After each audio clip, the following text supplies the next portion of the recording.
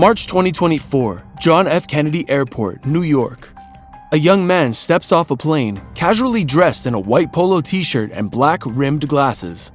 Breathing in his last bit of freedom, he pulls his carry-on suitcase behind him and makes his way through the terminal. He has only one thought in his head: getting back home safely. But the FBI agents stationed around the airport, seemingly minding their own business, have other plans for him. They've been waiting, watching. Suddenly, one of them commands, "Get on the ground!" The man raises his hands in surrender, and the FBI slaps cuffs on his wrists. Only a few months ago, he was doing seminars for police on trading cryptocurrency and fighting cybercrime, and now he was being arrested in the middle of an airport. On paper, his name was Lin Rui-siang. The US feds have arrested a 23-year-old Taiwanese man from New York. They have accused the man of running one of the world's largest illegal online drug marketplaces. The 23-year-old Rui-siang Lin allegedly operated a $100 million dark web narcotics operation called the Incognito Market. But online, he was known as Pharaoh, the modern-day kingpin of a narcotics-selling enterprise responsible for over $100 million in sales. And his dramatic arrest was possible only by a series of blunders involving a diagram saved to his personal Gmail, market transactions tracing back to his government-issued ID, a rant on a dark web forum, and partially paying with his crypto account for a website domain that had his personal details. All these blunders for a man who was controlling a marketplace bigger than many international narcotic cartels. What's more, his arrest wasn't celebrated just by the US authorities, but also his buyers, for the law wasn't his only victim. He also wronged his buyers by extorting them. But how did Lin, a 23-year-old IT specialist, pull off this double life? And more importantly, how did the FBI catch his blunders?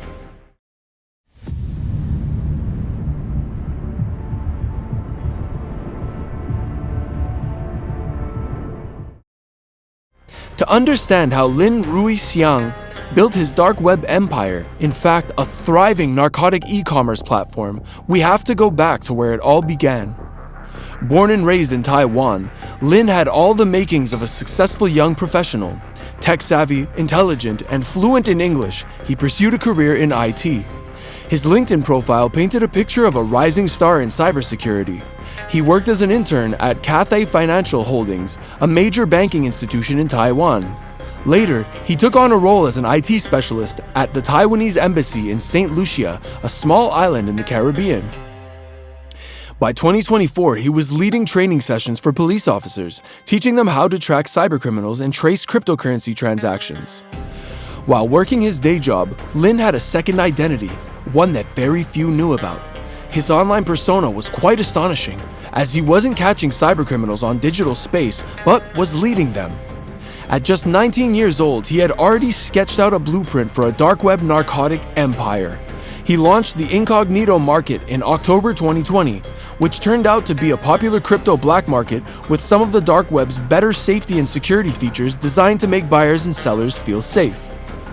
The safety features included requiring new users to prove they could use the encryption tool PGP before entering the market and take a security quiz, enabling hard-to-trace cryptocurrency Monero's use along with Bitcoin, encouraging dealers to post results from a fentanyl test to certify their product was fent-free, and introducing democratic voting for market-wide decisions. He also launched a web service called Anti-Analysis, a website designed to analyze blockchains and let users check whether their cryptocurrency could be connected to criminal transactions, for a fee, of course. Our goals do not lie in aiding the surveillance autocracy of state-sponsored agencies, Pharaoh's post read. This service is dedicated to individuals that have the need to possess complete privacy on the blockchain, offering a perspective from the opponent's point of view in order for the user to comprehend the possibility of his or her funds getting flagged down under autocratic illegal charges. By late 2021, the market had gained traction. By mid-2022, Incognito was making over $1.5 million a month in sales. And by 2023, it had become one of the biggest dark web markets, pulling nearly $5 million per month. But for all his expertise in cybersecurity and crypto tracing, Lin was about to make a series of fatal mistakes. Mistakes that would allow the FBI to do exactly what he had taught others to prevent, i.e., track him down.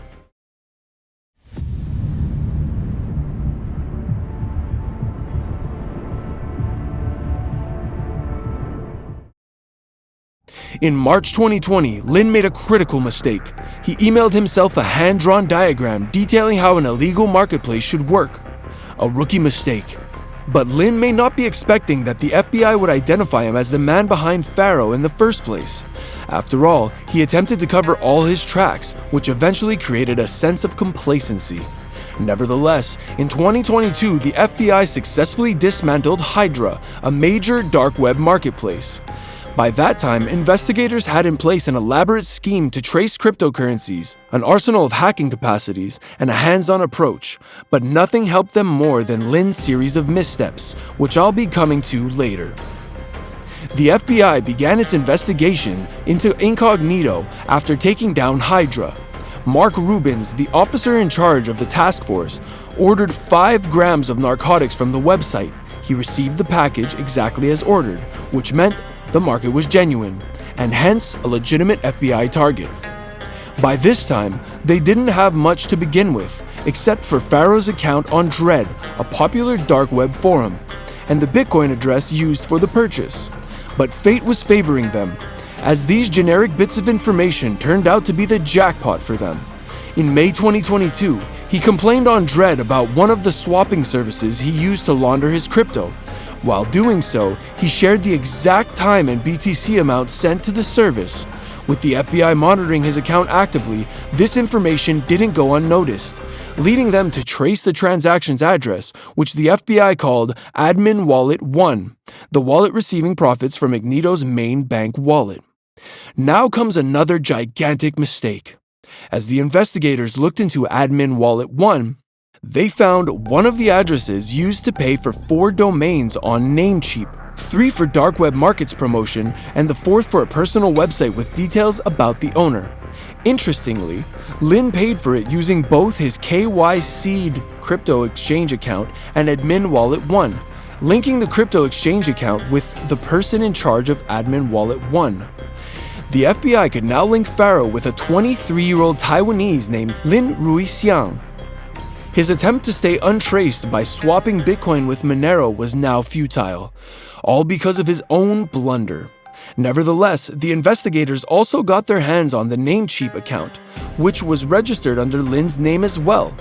They also figured out that the personal website was none other than Lin himself. For a man who ran millions worth of illicit marketplace for years, these were some pretty stupid blunders. But then, it's not that strange in the crime world. Even the savviest of criminals make simple mistakes that lead to their downfall. Nevertheless, the FBI infiltrated Incognito's servers in July 2022. The investigators copied every bit of data from the marketplace, including all of its Bitcoin addresses and the seller and customer information. While doing that, they inadvertently took the servers down. They watched in real time, Lin desperately Googling for ways to fix the issue. They could watch him because Lin was logged into his personal Gmail account, which was already infiltrated by the FBI. There they found the diagram detailing Incognito's planned operations as well. Now, there couldn't be any doubt that Lin indeed was Pharaoh. But you still don't know the biggest twist in the story. Remember I told you that his clients were as pissed off at him as the US law enforcement? Well, Lin didn't stick to providing narcotic customers and sellers with a platform. He pulled the most shocking move in darknet history.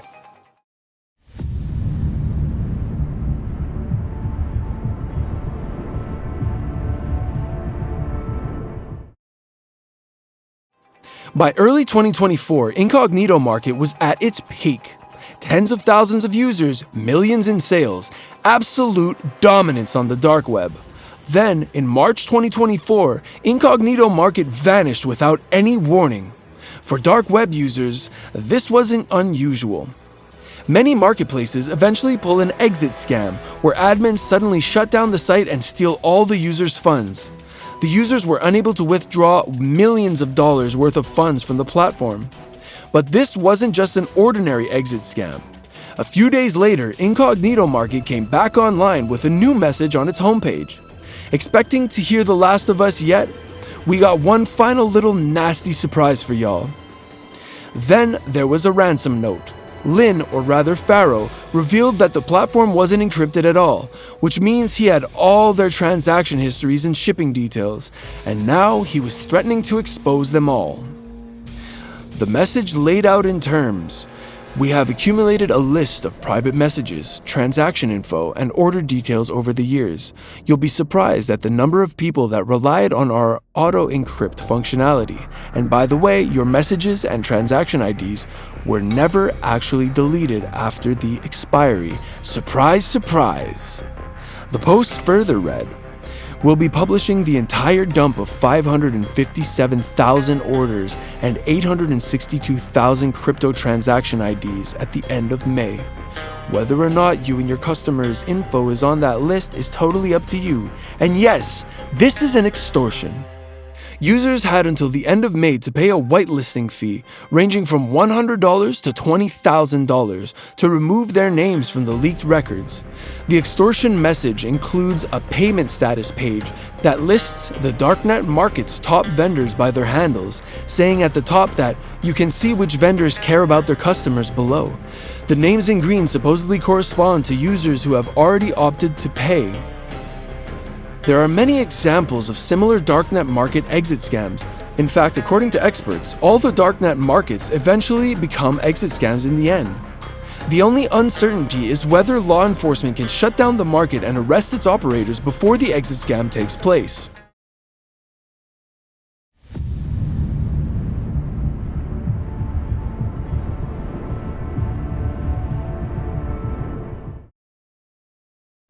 As the FBI discovered his identity along with incriminating evidence against him, they still couldn't figure out how to arrest him. Lin was still working at the Taiwanese embassy in St. Lucia, and because of his diplomatic ties, extradition would have been difficult. He had just finished a 4-day cybercrime training course for police officers in St. Lucia. The course was a resounding success, so much so that the St. Lucia government later issued a press release lauding the success of Lin's training course. The statement mentioned that 30 officers had learned nuances of the dark web and cryptocurrency tracing skills from Lin, who had used his professional background and qualifications in the field to teach them how to better combat cybercrime. Nevertheless, the FBI needed a perfect opportunity to arrest him, and in May 2024, around the same time when he was giving lectures to cops, Lin handed them that opportunity himself. His return flight from the course included a stopover at Canada, where the FBI still couldn't reach him, but then he added a stopover in the US, JFK Airport in New York. After the plane landed, Lin decided to take a stroll around the airport. Suddenly, he was surrounded by several FBI officers yelling at him to get down on the ground and arresting him on the spot. If he had gone straight home, the FBI wouldn't have been able to touch him. But once again, a small oversight, being his final mistake, brought about his downfall. But before we get to his arrest, there is one more trick Lin pulled out apparently to double-cross the law enforcement. Keeping up with his passion for cryptocurrency tracing and blockchain analysis, he became a certified user of Reactor, the crypto tracing tool sold by blockchain analysis firm Chainalysis. In his final LinkedIn post a week before his arrest, he disclosed the news of acquiring this new skill. I'm excited to share that I've completed Chainalysis' new qualification, Chainalysis Reactor Certification, CRC, Lin wrote in Mandarin. It's not clear whether Lin obtained his Chainalysis certification to continue his new career training law enforcement in blockchain analysis or to advance his previous alleged career as a dark web criminal. The US investigators believe the latter.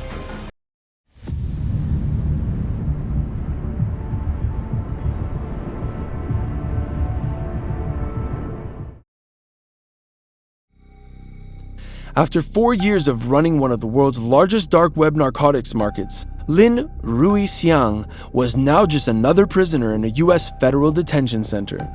The man who had spent years outsmarting law enforcement was now facing a trial in the very country that took him down.